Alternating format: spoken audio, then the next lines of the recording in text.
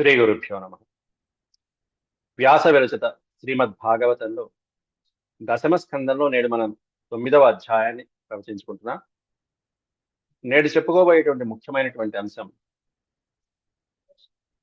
వెన్నని కోతలికి పెడుతున్నటువంటి బాలకృష్ణుణ్ణి మందలించటం.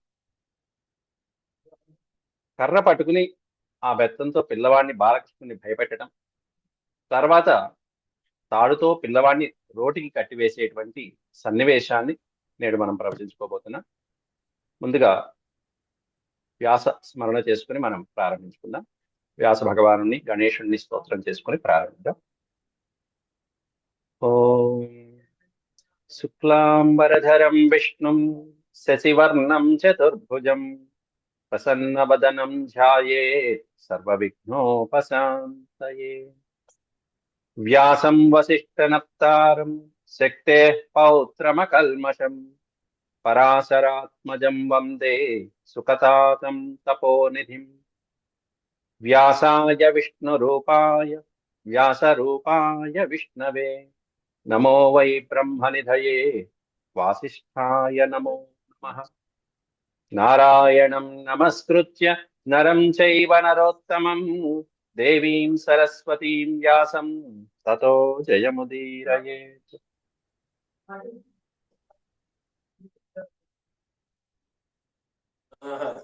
మేము అక్కడ ఎంటర్ అయి ఉన్నాము.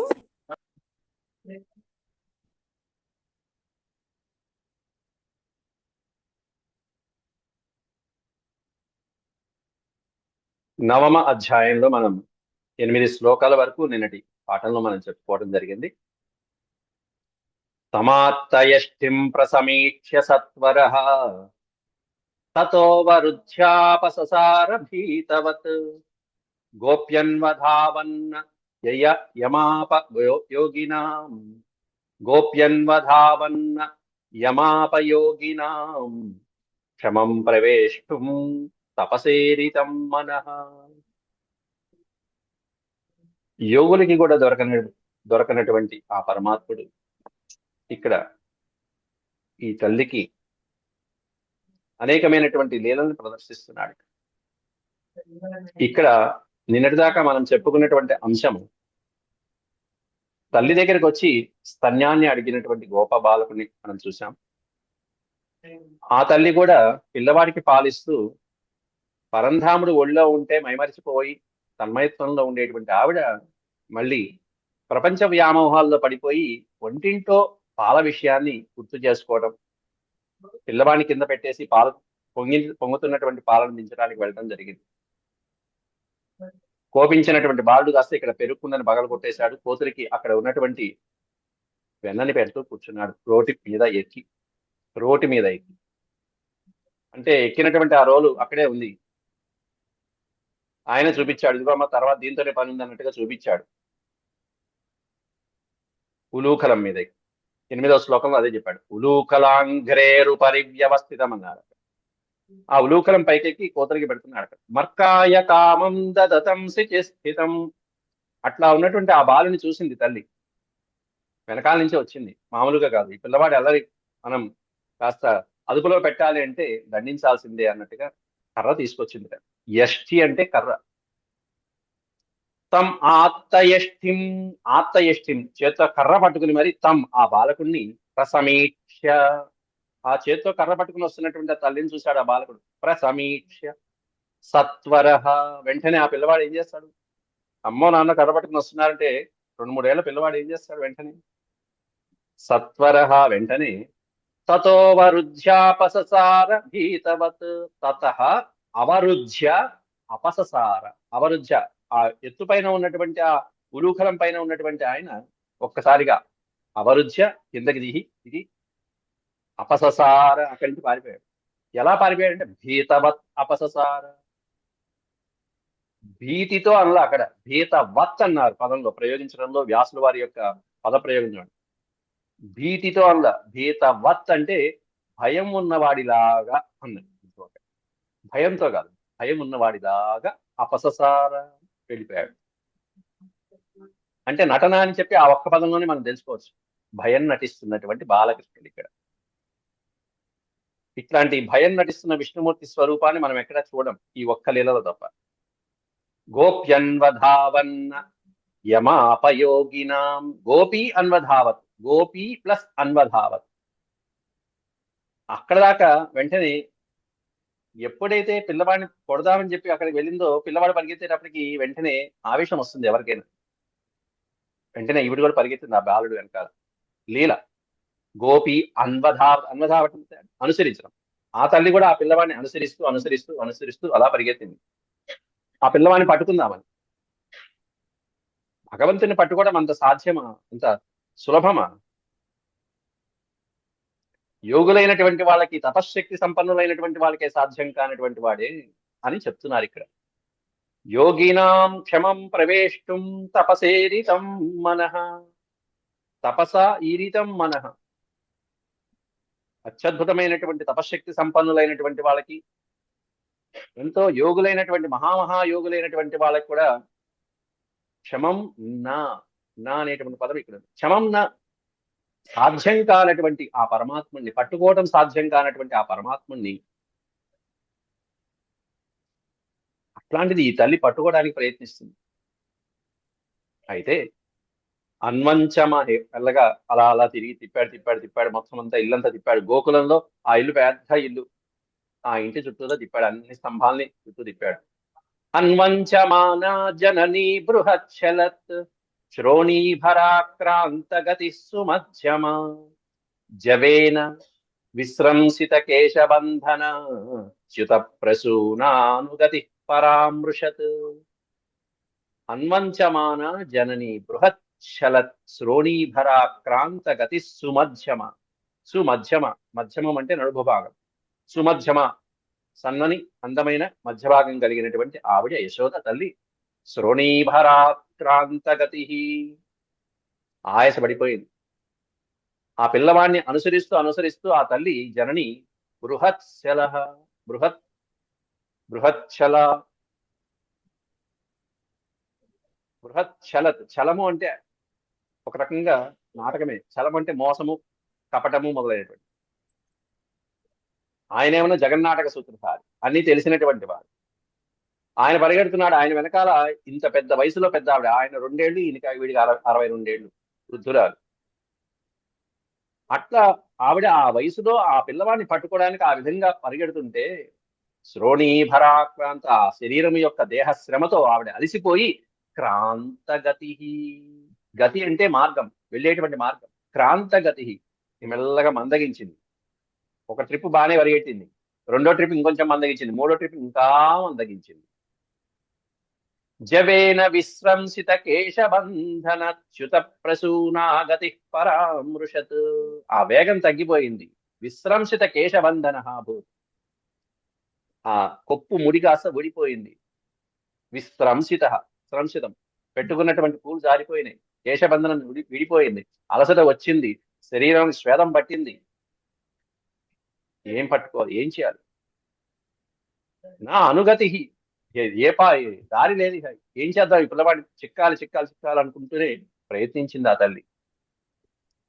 కానీ ఈ అల్లరి పిల్లవాడు ఏం చేస్తున్నాడు? కృతాగసం, కృతాగసం అల్లరి పిల్లవాడు, అల్లరి చేష్టలు చేసేవాడు. కృతాగసం తం ప్రరుదంతమక్షిణి కషంతమంజన్ మషిణీ స్వర్పాణిన ఉద్వీక్షమాణం భయ విహ్వలేక్షణం హస్తే గృహీత్వాభిషయం చ వాగురత్. ఎప్పుడైతే తల్లి శ్రమ చూశాడో వెంటనే పట్టుబడ్డాడు. ఆవిడ అలా పరిగెత్తింది పరిగెత్తింది, అంతా ఈ విధంగా అలసిపోవడం చూసింది. భారం, శరీర భారంతో పరిగెత్తలేక ఇంకా అడుగు వెయ్యలేనటువంటి స్థితిలో అప్పుడు చిక్కాడు పిల్లవాడు. దొరికినట్టుగా దగ్గరికి వచ్చాడు. వచ్చేటప్పటికి వెంటనే ఆ పిల్లవాడిని ఏం చేసింది? కొట్టడానికి కర్ర ఎత్తింది. వెంటనే చేతిలో కర్రగా ఉంది, తాళ్ళు లేదు, అప్పుడు కర్ర ఉంది. ఆ కర్రతో ఇట్లా చేయి పైకెత్తేటప్పటికి ఆ పిల్లవాడికి కాస్త వెంటనే కళ్ళు మూసేస్తున్నాడు. అమ్మో కొట్టమాకమ్మో అని. కృతాగసం తం ప్రరుదంతమక్షిణి, ఏడుస్తున్నట్టుగా ఒక పోజు పెట్టాడు. కళ్ళు నిలుపుకుంటున్నట్టుగా ఏడుస్తున్నట్టుగా పోజు పెట్టి, భయపడుతున్నట్టుగా, బాధపడుతున్నట్టుగా. కృతాగసం ఏమిటి అంటే ఇదంతా అల్లరే. కృతాగసం. కషంతమంజన్మషిణి స్వపాణిన, తన పాణులతో, పాణి అంటే చెయ్యి, తన చిరు చేతులతో, చిన్న చిన్ని చేతులతో కషంతం అంజన్ మషిని, నల్లగా ఉన్నటువంటి ఆ కంటికి పెట్టినటువంటి కాటుక, ఆరోగ్యానికి అందాన్ని కలిగించేటువంటి ఆ కాటుక, స్నానం అవగానే పిల్లలకి కాటుక పెడతారు. ఇప్పుడు అవన్నీ, ఆ అలవాట్లన్నీ పోయినాయి, ఆ సంస్కారాలన్నీ పోయినాయి. మొహం అంతా అవుతుంది కాబట్టి చేయరు. అట్లాంటివన్నీ సంస్కారాలు పోయినాయి. చివరికి ఏమిటంటే అనేకమైనటువంటి కొత్త కొత్త రోగాలు తెచ్చుకుంటారు. పిల్లల యొక్క పెంపకాలు ఇవన్నీ పూర్వకాలం నుంచి వస్తున్న ఆచారాలు, సాంప్రదాయాలు ఎన్ని కనుమరుగైపోతున్నాయి. కషంతమంజన్మషిణి స్వపాణిన, కళ్ళకి పెట్టుకున్నటువంటి ఆ కాటికి కాస్త చేతులు ఇలా పెట్టుకుని నలుపుకునేటప్పటికి మొత్తం అంతా మసి అయిపోయింది, మొత్తం అంతా నల్లగా అయిపోయింది ఆ కాటికి అంతా. అసలే నీలమేఘ ఛాయం ఆయన దేహం, దాంట్లో ఇంకా కారు మబ్బుల్లాగా ఉంది మోము, అందులో తెల్లగా ఆ సూర్యచంద్రులాగా మెలుగుతున్నటువంటి ఆ కళ్ళు. ఈ స్వరూపం చూసేటప్పటికి ఆవిడ ఉద్వీక్షమాణం భయ విహ్వలేక్షణం, ఉద్వీక్షమాణం, అమ్మో అమ్మ ఎక్కడ కొడుతుందో అన్నట్టుగా భయ విహ్వలేక్షణం, భయంతో చూస్తున్నటువంటి చూపులతో, భయంతో ఉన్నటువంటి చిన్న లేడికల్లులా చూస్తున్నటువంటి, భయపడుతున్నట్టుగా చూస్తున్నటువంటి ఆ చూపులతో, బెదురు చూపులతో పిల్లవాడిని చూసేటప్పటికి బెత్తం కింద పడేసింది, చేత్తో పట్టుకుంది. హస్తే గృహీత్వా భిషయంచ వాగురత్, హస్తే గృహీత్వా, పిల్లవాడి చేయి పట్టుకుంది, కర్ర పక్కన పడేసింది. త్యక్వా యష్టిం, యష్టిం త్యక్వా, యష్టి అంటే కర్రపుల్ల, పిల్లవాడిని కొట్టడానికి తెచ్చినటువంటి ఆ కర్రపుల్ల కాస కింద పడేసింది. త్యక్వా యష్టిం సుతం భీతం విజ్ఞాయార్భకవత్సల, ఏష కిల తం బద్ధుం దామ్నా తద్వీర్యక కోవిద, తద్వీర్య కోవిద. అప్పటిదాకా చక్కగా ఉన్నటువంటి మోము కాస్త చక్కగా నల్లగా అయిపోయింది. ఇప్పుడు అమ్మ కాస్త పట్టుకుని చేతితో, మొహం చూస్తేనే నల్లగా అయిపోయింది. మొహం ఆయన నల్లగా చేసుకున్నాడా? ఆయన చేసుకున్నది కాదు. అమ్మ కాసేపట్లో నీకు మసిపూసి మారేడుకాయ చేపిస్తా అని చెప్పి, చూపించాల్సింది చూపిస్తానమ్మా అని చెప్పి వినోదం చేశాడు అంతే. ఆయనకి కాదది, ఆయనకంతా ఏదైనా ఒకటి. కాబట్టి చక్వా యష్టిం, ముందు ఆ కర్రని అవతల పడేసినటువంటి ఆ తల్లితో, సుతం భీతం విజ్ఞాయార్థకవత్సల, ఆ పిల్లవాడిని పట్టుకుంది, భయపడుతున్నటువంటి ఆ పిల్లవాడిని చూసి కర్రను వదిలిపెట్టేసింది. ఈ ఏషకిల తంబద్ధం, ఈ పిల్లవాడి యొక్క ఆగడాలు స్వయంగా చూసింది. యశోదరు, ఆ గోపికలందరూ కంప్లైంట్ ఇస్తే లేదమ్మా అని చెప్పి నచ్చ చెప్పిన ఆవిడ స్వయంగా ఆ పిల్లవాడు చేసిన అల్లరి ఈరోజు చూసేటప్పటికి ఏషకల తంబద్ధం, కిల, కిల అంటే కదా, ఏషకిల తంబద్ధం, ఆ పిల్లవాడిని బంధించడం కోసం, పాశముతో బంధించడం కోసం ఈ ఏష కోరుకున్నది. ఎట్లా బంధించాలంటే దామ్న తద్వీర్య కోవిద, దామ్న అంటే దామము అంటే తాడు, దామము అంటారు. దామం, ఈ దామము చేత చుట్టబడినటువంటి, ఉదరముకు చుట్టబడిన వాడు కాబట్టి దామోదరుడు అని పేరు అయ్యింది ఇక్కడి నుంచి. దామము వేరు, ధామము వేరు. దామము అంటే మనం మామూలుగా తాడు, ధామము అంటే లోకము, అక్కడ పరంధాముడు అంటాం. లోకాలలో ఉత్తమోత్తమైనటువంటి లోకం కలిగిన వాడు, వైకుంఠ స్థానం కలిగినటువంటి పరంధాముడు, గొప్ప లోకం. ఇది దామం, దామ ఉదరుడు, ఉదరమునకు దామం కట్టబడినటువంటి వాడు కాబట్టి దామోదరుడయ్యాడు ఈయన. అట్లా ఇక్కడ కూడా ఏష కిల తంబద్ధం దామ్నా తద్వీర్య కోవిద, తద్వీర్య కోవిద, తాడు తీసుకొచ్చింది, ఆ తాడుతో పిల్లవాడిని కట్టడానికి ప్రయత్నించింది. ఇక్కడి నుంచి లీల ప్రారంభించాడు ఆయన. ఏమిటి ఆ లీల అంటే, తాళ్ళు తెచ్చింది కానీ పిల్లవాడు చిక్కితేనగా ఆ తాళ్ళలోకి, చిక్కకుండా జాగ్రత్తగా ఆయన చూసుకుంటున్నాడు ఆయన లీల. తమ్మత్వ, ఇంకోటి, నాంతర్ బహిర్యస్య న పూర్వం నాపి చాపరం పూర్వాపరం బహిశ్చాంతర్జగతో యో జగచ్చయః, ఆయన విశ్వమంతా వ్యాపించినటువంటి వాడు, ఆయన్ని తాడుతో కడదామనేటువంటి ఆలోచన వచ్చింది చూసారా తల్లికి. అంటే ఈయన పరమాత్ముడు అనేటువంటి భావన గ్రహించలేక ఒక సామాన్యుడిగా గ్రహించి తాడుతో బంధించడానికి సిద్ధమైంది. అక్కడ పైలోకల నుంచి బ్రహ్మాది దేవతలందరూ ఈ లీలను చూస్తున్నారు చక్కగా పరికించి. ఎందుకంటే ఈయన ఎట్లాంటి వాడు, నచ అంతర్న బహిహి, అంతరము లేదు బహిహి లేదు, లోపల కాదు, బయట కాదు. యస్య న పూర్వం న చాపరం న చాపి అపరం. పూర్వం న అపి అపరం న. పూర్వాపరాలకి అతీతుడైనటువంటి వాడు. అంతర్బహిః, లోపల బయటకి అతీతమైనటువంటి స్వరూపుడైనటువంటి వాడు. అట్లాంటి వాడు అంటే ఈ జగత్తుకి లోపల, విశ్వం లోపల ఉన్నాడా, విశ్వం బయట ఉన్నాడు? ఇంటి లోపల ఉన్నాడా, ఇంటి బయట ఉన్నాడు? మొత్తం సృష్టికి పూర్వం ఉన్నాడా, సృష్టి తర్వాత కూడా ఉంటాడా? పూర్వాపరం బహిశ్చాంతర్జగతో యో జగచ్చయః. పూర్వాపరాలకి పూర్వం అపరం, బహిశ్చ అంతర్జగతః. ఈ జగత్తుకి పూర్వం ఉన్నటువంటి వాడు, తర్వాత ఉండేవాడు, లోపల ఉండేవాడు, బయట ఉండేవాడు. సర్వాంతర్యామి అయినటువంటి యహ ఎవరైతే ఉన్నారో, జగచ్చయః ఎవరైతే ఈ జగత్తుకి సర్వాంతర్యామి అయినటువంటి పరమాత్ముడు ఉన్నాడో ఆయన్ని అట్లాంటి స్వరూపుణ్ణి ఈ తల్లి తం మత్వాత్మజం అవ్యక్తం. ఇక్కడ ఈ అక్షరం దగ్గర ఇప్పుడు తీసుకుంటే అవ్యక్తం అనేది. తం మత్వాత్మజం అవ్యక్తం, తం మత్వా ఆత్మజం అవ్యక్తం. 3 పదాలు. మత్వ అంటే భావించడం. ఎలా భావించింది ఆ పిల్లవాడిని? ఆత్మజం మత్వ, నా కుమారుడు, నా బిడ్డడు అని భావించిందిట. ఎవరిని భావించింది? అవ్యక్తం, అవ్యక్తమైనటువంటి పురుషుడు, వ్యక్తము కానటువంటి పురుషుడు. దేని చేత వ్యక్తం కాడు?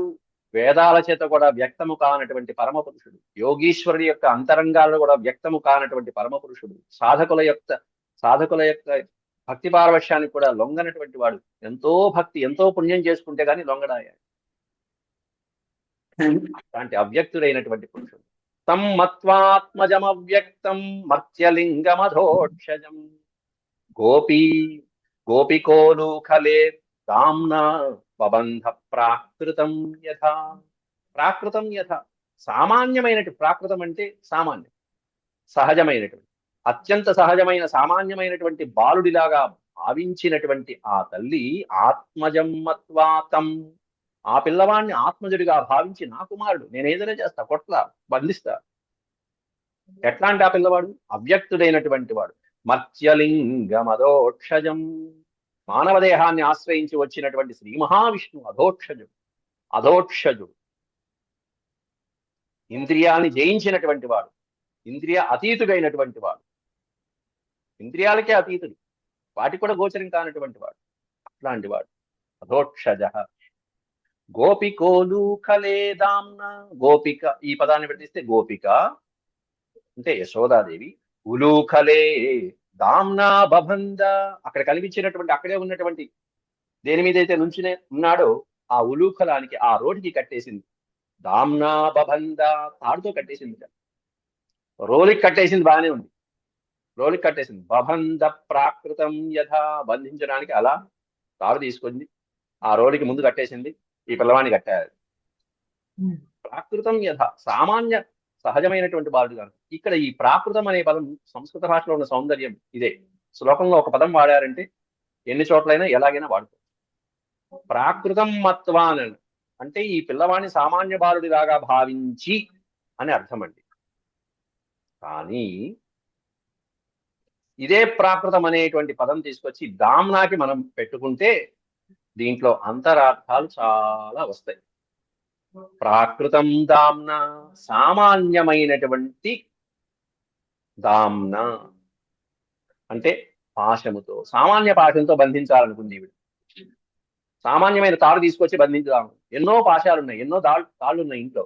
ఆ తాళ్ళు తీసుకొస్తుంది, ఓ తాడు తీసుకొచ్చింది, రోటికి కట్టేసింది, ఈ పిల్లవాడికి కట్టేయడం ప్రారంభించింది. సామాన్యమైనటువంటి ఈ ప్రాకృతం అనేటువంటిది పైన బాలుడికి అన్వయించుకోవచ్చు. దామ్న సామాన్యమైనటువంటి తాడు. తద్దామ బధ్యమానస్య స్వార్థకస్య కృతాగసః.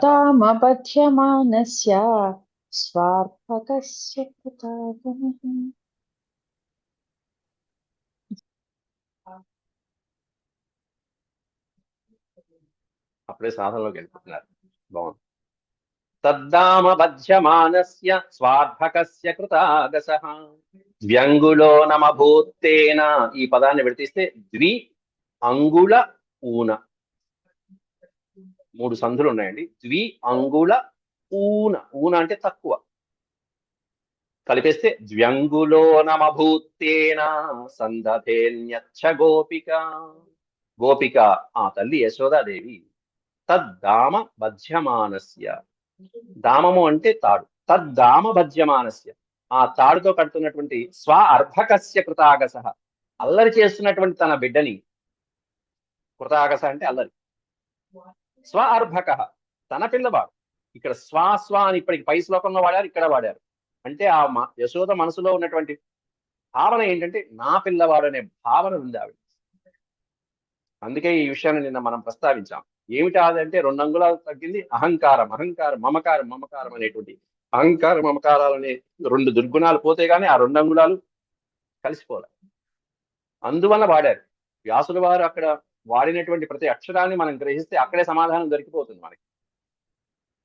స్వ అర్భకస్య కృతాకస, అల్లరి చేస్తున్నటువంటి ఈ పిల్లవాణ్ణి తన కుమారుడిగా భావించి ఆ భావనలో తద్ధామ బధ్యమానస్య ఆ తెచ్చినటువంటి తాడుతో బంధించడానికి ప్రయత్నిస్తున్నటువంటి గోపిక తల్లి, ఆ తల్లికి పెద్ద సమస్య ఎదురైంది. ఏంటంటే అంగుళ ఊనమభూత్, 2 అంగుళాలు తాడు ముడివి ఇయటానికి తగ్గింది. వెంటనే తాడు తగ్గింది అంటే వెంటనే నేను చేసిన పనిలో తగ్గిందా అని చెప్పి వెంటనే ఎవరికైనా ఆ పిల్లల ముందు ఉక్రోషం వచ్చేస్తుంది, ఇంకాస్త బెట్టుపోతారు. వెంటనే మళ్ళీ ఇంకో మొండికి వేసినట్టు అనమాట. ఎలాగైనా సరే సాధించిదిరా సాధించిదిరా సాధించి, ఇది ఎవరికైనా ఉంటుంది సహజంగా. వెంటనే మళ్ళీ ఇంకో తాడు తీసుకొచ్చింది. యదాసీత్ తదపి న్యూనం తేనాన్యదపి సందధే, తేన అన్యదపి, అన్యదపి అంటే ఈ తాడుతో ఇంకొక తాడుని తీసుకొచ్చి సందధే కలిపినప్పటికీ కూడా అదే సమస్య వచ్చింది. యదాసీత్ తదపి న్యూనం, న్యూనం అంటే తక్కువ, మళ్ళీ అంతే 2 అంగుళాలు తగ్గింది. అదేంటి ఇంకో తాడు తెస్తే ఇంకొంచెం ఏదో హాఫ్ ఇంచో పావించో తగ్గాలి కానీ మళ్ళీ 2 అంగుళాలు తగ్గడం ఏమిటి? తదపి అనే పదం పెట్టారు, మళ్ళీ 2 అంగుళాలే తగ్గింది. తదపి న్యూనం తేనాన్యదపి సందధే, సందధే అంటే కలపటం. ఇంకో తాడు తీసుకొచ్చింది కలిపింది. తదపి ద్వ్యంగుళం న్యూనం యద్యదాదత్త బంధనం, యద్యదాదత్త బంధనం. ఆ పిల్లవాడిని తీసుకొచ్చి మళ్ళీ కలపడానికి ప్రయత్నిస్తుంటే మళ్ళీ అట్లాగే బంధనిస్తుంటే 2 అంగుళాలే తేడా వచ్చింది. అయినా ఇక్కడ మనం అనుకుంటాం కానీ అంత తాడు తీసుకొచ్చింది, అందులో ఆ ఇంట్లో చాలా తాళ్ళు ఉంటాయి, పైగా గోశాల గోకులం, అది ఆవిడ ఇల్లే పెద్ద ఇల్లు, ఎన్నో తాళ్ళు ఉంటాయి. ఈ పిల్లవాడి బొజ్జ ఎంత ఉంటుంది? మహా అయితే 20 అంగుళాలు, ముందు 10 వెనక 10, అంతే 20 అంగుళాల పొట్టకి ఆ తాళ్ళు సరిపోవా? మీటర్ల మీటర్లు ఉన్న తాళ్ళు సరిపోవా అండి? ఈవిడి కనిపించట్లేదా తల్లికి? ఆలోచించి. ఇలా ఆలోచనలు ఎన్నో సందేహాలు వస్తాయి రామాయణ భారత భాగవతాల్లో. చిన్న చిన్న సమస్యలే అనుకుంటాం కానీ దాంట్లోనే అంతరార్థాలు ఎన్నో ఎన్నో ఉంటూ ఉంటాయి. అదృష్టవశాత్తు మనకి వాల్మీకి, వ్యాస, కాళిదాసుల వారి యొక్క రచనల్లో ఇలాంటి సమస్యలకి ముందే పరిష్కారాలు ఉంటాయి. పై శ్లోకాలను 3-4 వెతుకుతుంటే చాలు, అందులోనే పరిష్కారం దొరుకుతుంది. నిజమే కదండి. మనం ఒక బ్యాగును మనం ప్యాక్ చేస్తున్నప్పుడు తాడు కట్టేసామంటే దానికి తగ్గట్టుగా మనం కట్టేస్తాం. పోని అంత పెద్ద తాడు తీసుకొచ్చింది, 4 మీటర్ల తాడు తీసుకొచ్చింది, పిల్లవాడి పొట్ట ఎంత ఉంది? ఇంతే కదా, కనిపించాలి కదా. అంటే తాడు చిన్నదైపోయింది ఆవిడ ముందు, ఆవిడ కడుతున్నప్పుడు ఆవిడ కళ్ళ ముందు తాడు చిన్నదైపోయిందా, లేకపోతే ఈయన పొట్ట పెద్దదైందా? ఈ రెండిట్లో ఏదో ఒకటి జరిగి ఉండాలి. ఏది జరిగింది మరి? జరిగితే వ్యాసుల వారు వర్ణిస్తారు కదా, వర్ణించట్ల. పిల్లవాడు పెద్దవాడైపోయాడు. ఇప్పుడు ఇక్కడంటే బలిచక్రవర్తి దగ్గరికి వచ్చి వామనుడు ఏం చెప్పాడు? 1-2 అడుగులు కావాలన్నాడు, అంతే. క్లియర్ గా చెప్పాడు, ఎక్కడ మోసం లేదు. 1-2 అడుగులు కలిగితే 3 అడుగులు తీసేస్తున్నాడు, క్లియర్ గా చెప్పాడు. అప్పుడు అక్కడి నుంచి పెరిగాడు పెద్దవాడైపోయాడు. పెద్దవాడైన తర్వాత చూశాడు, ఆశ్చర్యపోయాడు బలిచక్రవర్తి. అట్లా మరి ఇక్కడ పెద్దవాడైనట్టుగా చెప్పట్లేదే బాలకృష్ణుడిని. పొట్ట సైజు పెంచాడని చెప్పట్లేదు, పోనీ తాడు చిన్నది చేశాడని చెప్పట్లేదు. ఈవిడ ఇంకొక తాడు తీసుకొచ్చింది, కట్టింది, అయినా 2 అంగుళాలు తగ్గట్లేదు అంటున్నారు. దీనికి పైన 14వ శ్లోకంలోనే చక్కటి పదం ప్రయోగించాడు. ఆ పదాన్ని పట్టుకుంటే చాలు. కనిపించట్లేదా అంటే కనిపించడు. కనిపించకపోవడం ఆవిడ దోషం కాదు, ఈయన మహిమ. అది ఏమిటా అంటే అవ్యక్తం అనే పదం ఇక్కడ పెట్టారు ఇందాల. అది చెప్పేటప్పుడే మీకు అర్థం కూడా చెప్పాను. వ్యక్తము కానటువంటి వాడు విడదీసుకుంటే తమ్మత్వాత్మజం అవ్యక్తం, తమ్మత్వా ఆత్మజం అవ్యక్తం. ఎవరికీ వ్యక్తం కానటువంటి వాడు, ఎట్లాంటి వాడో తెలియదు, ఏమిటో తెలియదు. అట్లాంటి వాణ్ణి సహజమైన సాధారణ బాలకుల్లాగా భావించి అని చెప్పారు. అవ్యక్త పురుషుడు ఆయన, వ్యక్తము కానటువంటి వాడు. పైకి అలా ఉంటాడు కానీ కనిపించడు, ఏమైందో తెలియదు, ఎట్లా ఉందో తెలియదు. అట్లాంటి వాడు విష్ణుమూర్తి, మహావిష్ణు. సర్వవ్యాపకుడు, విశ్వాత్మకుడు అని పైన చెప్పారు. ఆయన యొక్క విషయాలన్నీ పైన చెప్పేశారు. ఇదిగో ఈ శ్లోకం 13వ శ్లోకం అంతా ఆయన వివరించేది. అంతెందుకు, 2 రోజులు 4 రోజుల ముందే ఆయన నోట్లో మొత్తం విశ్వమంతా చూపించాడు కదా. అట్లాంటి విశ్వానికి, ఆ విశ్వాన్నంతా భరించేటువంటి స్వామికి పాలు సరిపోతాయో లేదో అని చెప్పి అలా చూసినటువంటి ఆవిడికి, అమ్మ ఈ పాలు నాకు కదమ్మా, జగత్తుకి అంతటికి పంచుతున్నాను అన్నట్టుగా ఆయన చెప్పారు సమాధానం అక్కడ. అట్లాంటి ధామములు కలిగి, ధామములు కలిగినటువంటి పరంధాముడికి ఈ ధామము ఒక లెక్క.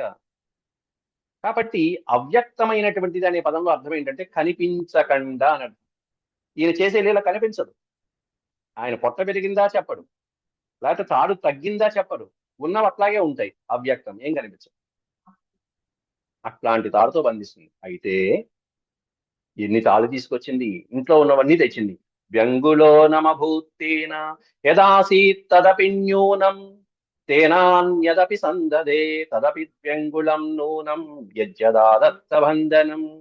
ఏవం, ఈ విధంగా తల్లి స్వగేహ దామాని యశోదా సందధత్యపి, ఇంట్లో ఉన్నటువంటి దామాని, దారములు, ఆ తాళ్ళు ఏవైతే ఉంటాయో ఆ తాళ్ళన్నీ తీసుకొచ్చింది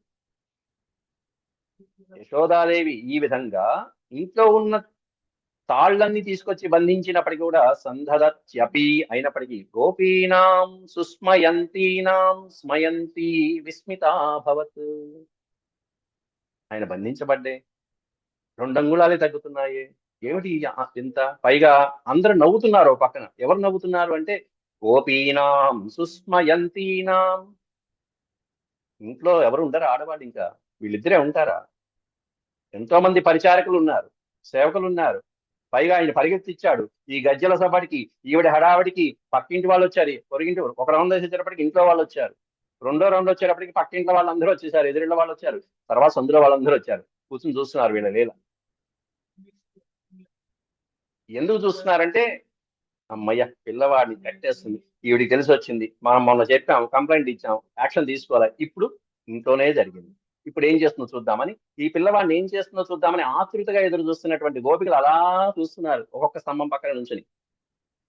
సుస్మయంతీనాం, స్మయంతి అంటే చిరునవ్వు, చక్కగా చిరునవ్వు నవ్వుతూ, సుస్మయం అందమైనటువంటి నవ్వుతో ఈ యశోదకి జరిగినటువంటి ఈ పరాభవం చూసి, ఈ అలసట చూసి వాళ్ళే నవ్వుకుంటున్నారు. అయిందా, బాగా అయిందా, తిక్క కుదిరిందా అన్నట్టు. స్మయంతి విస్మతాభవత్, వాళ్ళు నవ్వటం చూసి ఈవిడ ఏమి కంగారు పడ్డా, ఈవిడ కూడా చిరునవ్వు నవ్వు. ఏం చేస్తామమ్మా, స్మయంతి, ఈవిడ కూడా చిరునవ్వు సమాధానం చెప్పి విస్మితాభవత్, ఆశ్చర్యపోయింది. కానీ ఎక్కడ తప్పు వచ్చింది, లెక్క తప్పలేదే, చాలా తాళ్ళు తీసుకొస్తున్నాను, ఈయనేమన్నా కనిపించట్లా, 20 అంగుళాలే ఉంది బొజ్జ, ఎక్కడా పెరగలేదు, ఎందుకు, ఎక్కడైతే జరిగింది, ఎక్కడ ఉంటుంది దోషం అంటే, ఇప్పటిదాకా ఆవిడ పైన చెప్పారు చాలాసార్లు, స్వ స్వ స్వ అనేటువంటి పదం చాలా సార్లు వాడాడు. స్వ అర్భక, స్వపుత్ర, స్వాత్మజ, నావాడు, నేను అనేటువంటి ఆ మమకారం ఏదైతే ఉందో అది తొలగిపోవాలి. నావాడు, నేను ఏదైనా చేస్తాననే అహంకారం వదిలిపోవాలి. ఓ పక్కనే ఉన్న ఆవిడ అలసటకి చెందింది, తాళ్ళన్నీ అయిపోయినాయి, తాళ్ళు లేవు, పక్కింట్లో చెప్పు తేవాలి. ఓ పక్కనే ఉన్న గోపికలు నవ్వుతున్నారు, ఏమైంది ఇప్పుడు, అహంకారం దిగిపోయింది, మమకారం పోయింది. పైగా ఇప్పుడు ఏమైంది, అన్యథా శరణం నాస్తి త్వమేవ శరణం మమ. అంతే, ఏమిటి స్వామి నీ లీల అనే స్థితికి వచ్చింది. ఆ స్థితికి వచ్చేటప్పటికి స్వామి అంతరార్థాన్ని గ్రహిస్తాడు, భావగ్రాహి అయిన స్వామి భావాన్ని గ్రహిస్తాడు. అప్పుడు స్వమాతు స్విన్న గాత్రాయ విస్రస్త కవర స్రజ దృష్ట్వా పరిశ్రమం కృష్ణ కృపయాసీత్ స్వబంధనే. వెంటనే కృపయా, దయతల్చి, అమ్మ కదా అంది, ఆసీత్ స్వబంధనే, ఆయననే బంధించుకోవడానికి తగ్గట్టుగా అలా ముడిపడిపోయాట. స్వమాతు స్విన్న గాత్రాయ, తన తల్లి, ఈవిడ నా తల్లి కదా, ఎంతైనా తల్లే కదా, ఎట్లా ఉంది పైగా స్విన్న గాత్రాయ, ఏ బిడ్డడైనా తల్లికి శ్రమ కలిగిస్తాడా? కలిగించకూడదు కదా. అందుకని స్విన్నగాత్రాయ స్వమాతు, అలిసిపోయినటువంటి ఆ తల్లి యొక్క దేహాన్ని చూసి విస్రస్త విస్రస్తక విస్రస్తక విస్రస్త కబర స్రజ, ఓ పక్కన మాలలు, ఓ పక్కన లేదు, జుట్టు ముడిపోయింది, ఈవిడేమన్నా అలసిపోయింది ఓ పక్కన. అట్లాంటి ఆ సన్నివేశంలో ఉన్నటువంటి ఆ తల్లిని చూసి దృష్ట్వా పరిశ్రమం, ఆవిడ పడుతున్న యాతను చూసి కృష్ణ కృపయాసీత్ స్వబంధనే, తన బంధనంలోకి అలా ఆవిడ చేసిన ప్రయత్నంలోకి ఆ 2 అంగుళాలు అలా కూర్చుంది. అయితే ఈవిడ చేసిన తప్పేమిటి అనేది కూడా మనం చూసుకోవాలి. నేను మొన్ననే చెప్పాను, ఒక పరిశీలనాత్మక దృష్టితో వెళ్తే మనకి ఎన్నో సమాధానాలు దొరుకుతాయి. మొన్న చెప్పినటువంటి అంతరార్థాలలో కర్ర ఏమిటో చెప్పాం, జీవుడిగా ఆ బంధం. ఇప్పుడు దామం ఏమిటి, ఈ తాడు ఏమిటి? ఎన్నో తాళ్ళు తెచ్చింది, ఎన్నో తాళ్ళు తెచ్చింది, ఎన్నో తాళ్ళు తెచ్చింది, అయినా చిక్కుకోదా. ఇప్పుడు చిక్కుపడ్డాడు.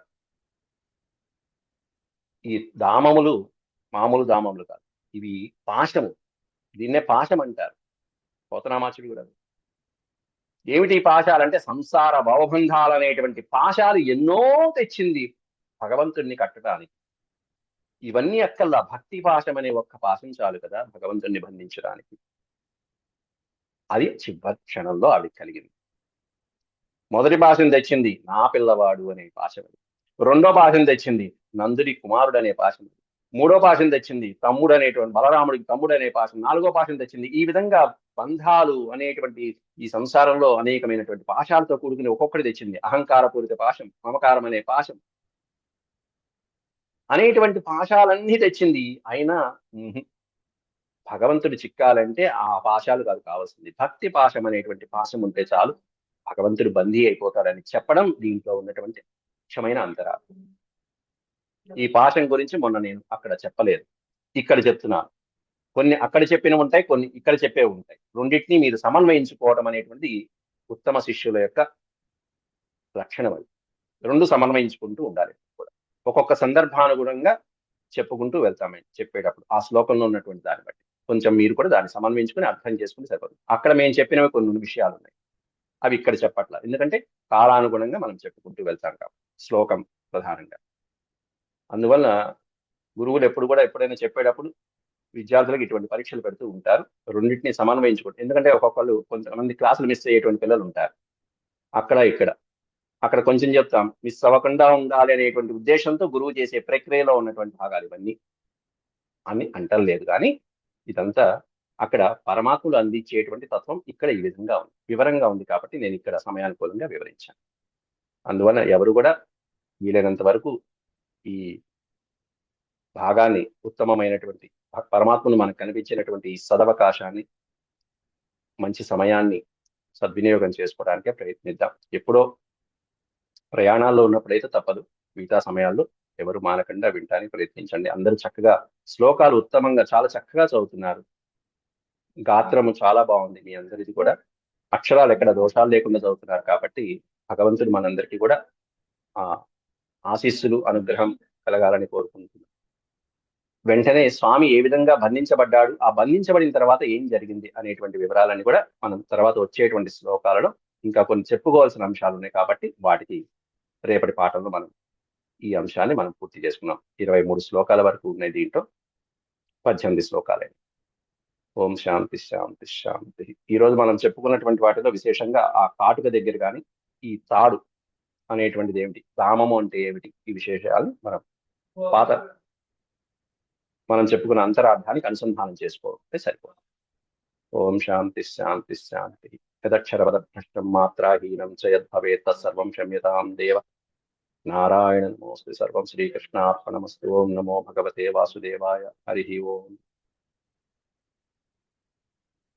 నమస్కారం.